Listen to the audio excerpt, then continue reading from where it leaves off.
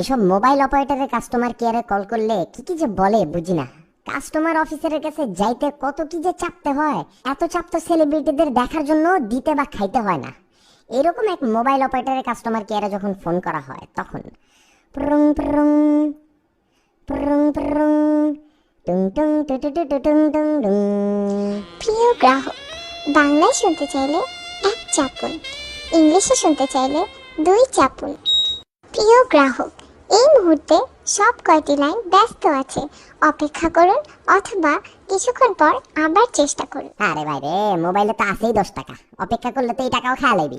শুভ সন্ধ্যা, ফারুক বলছি, কিভাবে আপনার সহযোগিতা করতে পারি? কি এত ব্যস্ত থাকে কেন লাইন আপনাদের?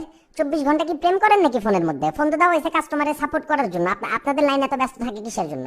4 বছর ধরে প্রেম করে আমার তো লাইন এত ব্যস্ত থাকে না, আপনাদের এত প্রীতি কি ফোনের মধ্যে? সরি স্যার, বুঝতে পারলাম না। 2 ঘন্টা ধরে ট্রাই করতেছি, 2 ঘন্টা যদি লাগে হেল্পলাইনে ঢুকতে, কিসের জন্য হেল্প চাইতে ফোন দিছি এটাও তো ভুলে গেছি। দুঃখিত স্যার, আমাদের কল প্রেশার একটু বেশি থাকে, তাই এই প্রবলেমটি হচ্ছে। তো এত বাজে সার্ভিস দেন কেন তাইলে যে সবাই ঘন ঘন ফোন দিবে আপনাদের? স্যার আমি আন্তরিকভাবে দুঃখিত আপনাকে এতক্ষণ অপেক্ষা করানোর জন্য।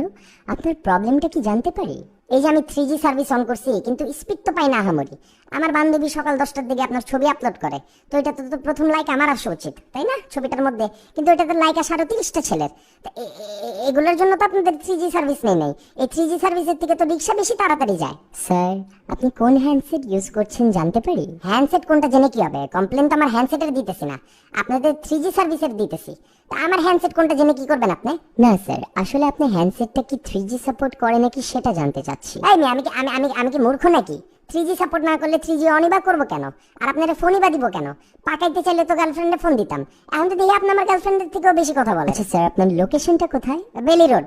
একটু অপেক্ষা করেন স্যার, আমি চেক করছি। ধন্যবাদ স্যার অপেক্ষা করার জন্য এবং আমাদের সঙ্গে থাকার জন্য। বেলি রোড এরিয়াতে স্যার আমাদের টাওয়ারের একটু কাজ চলছে, তাই আপনাকে একটু প্রবলেম ফেস করতে হচ্ছে। এটার জন্য আন্তরিকভাবে দুঃখিত। আশা করছি কালকের মধ্যে আপনার এই সমস্যাটা ঠিক হয়ে যাবে। তাই না? আর কি কোনোভাবে সহযোগিতা করতে পারি আপনার? আমি দেখতে পাচ্ছি স্যার আপনার কোনো এফএনএফ অ্যাড করা নেই। আপনি কি এই সার্ভিসটা গ্রহণ করতে চাচ্ছেন? এফএনএফ নাই দেখতে পারতেছেন, আর ব্যালেন্সও তো নাই, এটা চোখে পড়ে না? না, যেটা দরকার সেটা তো দিবেন না, আর যেটা দরকার নেই ওইটার কথা বলে শুধু শুধু আমার সময় টাকা নষ্ট করতেছেন। হেল্প চাইতেও দেখি টাকা লাগে। পৃথিবীর তার কোথাও এই সিস্টেম নাই যে হেল্পলাইনে ফোন করলে টাকা কাটবে। এত টাকা দিয়ে করবেন কি? বাড়ি করবেন নাকি 10টা? স্যার আসলে টাকাটা তো আমি কাটি না, এটা তো স্যার আমাদের পলিসির মধ্যে আছে। টাকাটা তো আপনারাই কাটেন, হেল্প তো করেন না, খালি গল্প করেন। আমার টাকা দিয়ে আমার সাথেই গল্প করেন। যাই হোক রাখি, অনেক পেছাল পারছেন।